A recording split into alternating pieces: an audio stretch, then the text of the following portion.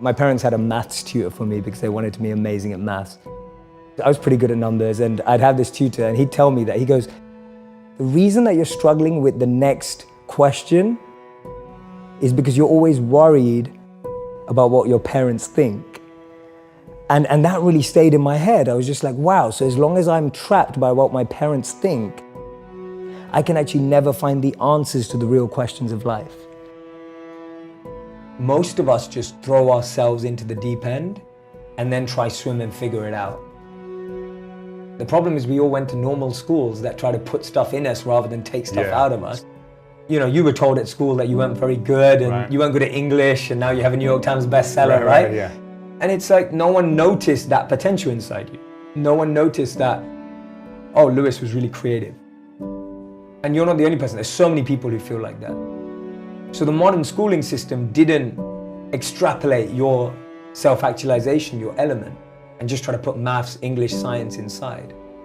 So the point is that you're trying to get to such a strong foundation that when you interact in the world, you're going with a sense of strength, fuel, energy to make a difference, rather than going into the world and then going, oh my God, where am I, trying to figure it out.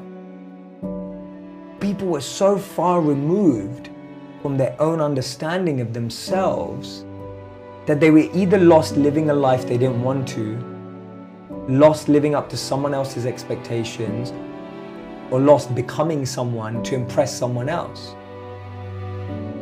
How many of you have a crazy dream or a crazy goal? I want you to write out in the comment section, what is your crazy dream? The dream that keeps you up at night is the real dream you should be chasing. But to chase that dream, to find that dream, to make that dream a reality, you need a strategy, right? A dream without a plan is just a wish. Tony Robbins said that, right? A dream without a plan is just a wish. You can't be what you can't see. If I never saw a monk, I would never have wanted to be a monk. If I never meet a billionaire, I wouldn't want to be one. Because I wouldn't know what that feels like. I don't know what it looks like. I don't know what it takes. What am I good at? What do I love? What does the world need? And how do I get paid for it? To me, those four help you unlock your passion. I often say to people, your passion is for you, your purpose is for others. Your passion makes you happy, but when you use your passion to make a difference in someone else's life, that's a service, that's a purpose. My goal has never been financially or materially oriented. I see that stuff as the byproduct of doing what you love. I genuinely believe that. It's always been that way around for me. My focus is to create entertainment that truly has educational value, but without us always knowing it. I think we all learn best when we don't know that we're learning. If we're all pushed into a classroom and told we have a class, we're all not listening. Start at a place where you have self-awareness, self-actualization, you have figured out what works for you, what your strengths are. So I think it starts even at a physical level.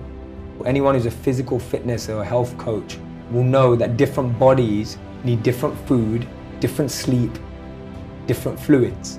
We don't all need the same thing. Me and you with different body types can't do the same workout.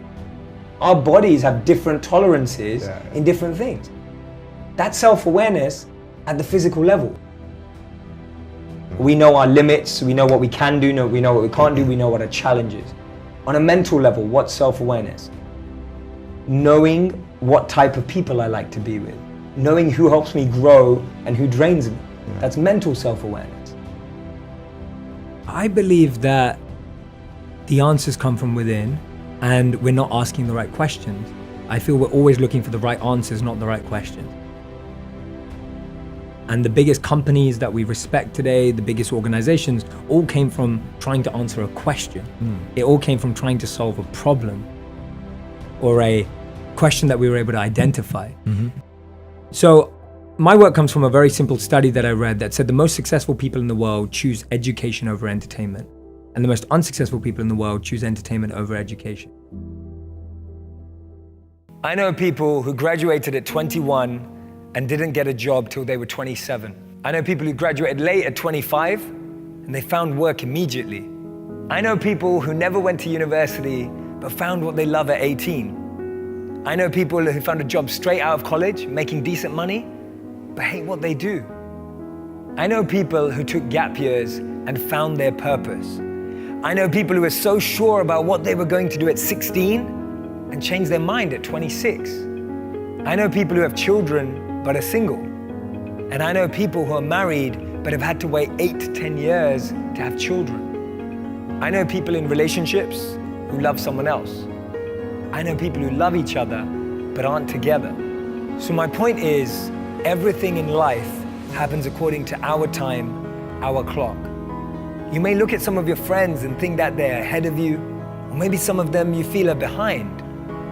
But everything happens at their own pace. They have their own time and clock, and so do you. Be patient. At age 25, Mark Cuban was a bartender in Dallas.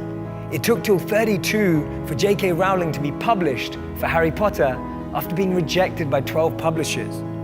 Ortega launched Zara when he was 39. Jack Ma started Alibaba when he was 35.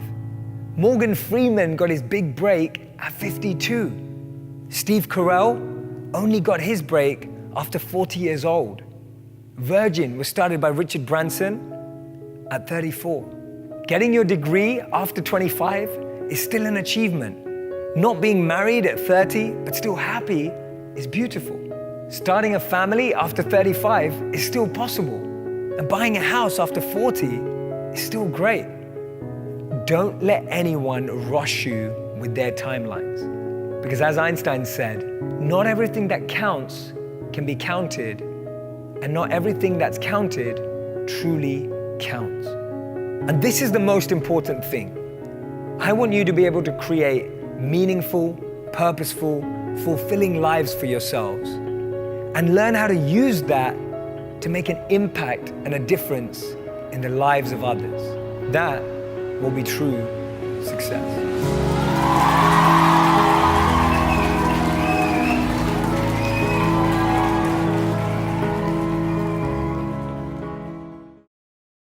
Priority is on the root of things, not the leaf or the symptoms.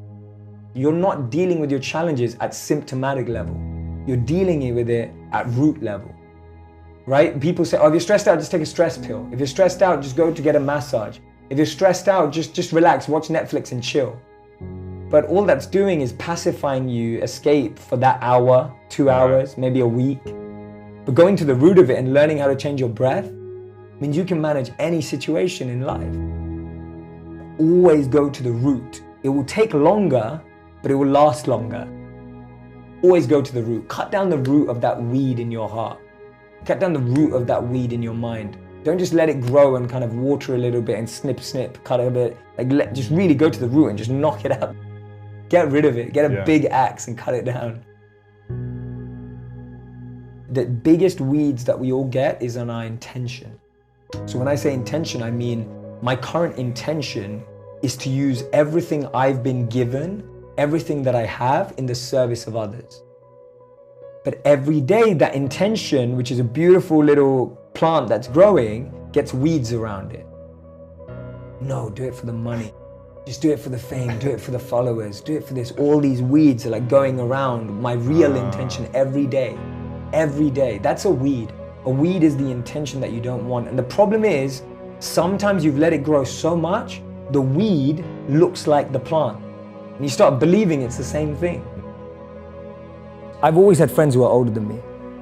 And I could see a lot of them in the most successful careers, successful jobs, beautiful partners, whatever it was.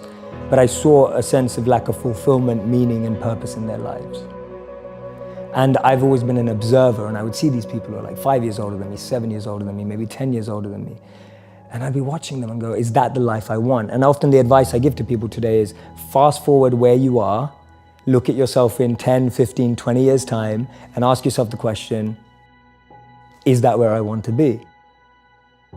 I think it's Thomas Edison who says, when you feel you've exhausted every option, remember you haven't. And Einstein said, if you judge a fish by its ability to climb a tree, it will spend its whole life believing that it's stupid. And too many of us are fish trying to climb a tree. Too many of us are monkeys being taught how to swim. Too Too many of us are lions being taught to live like cats. We're not getting to live in our element. Live in that element that you've naturally been given. Don't try adopt another. You know, we've all got a special genius inside of us.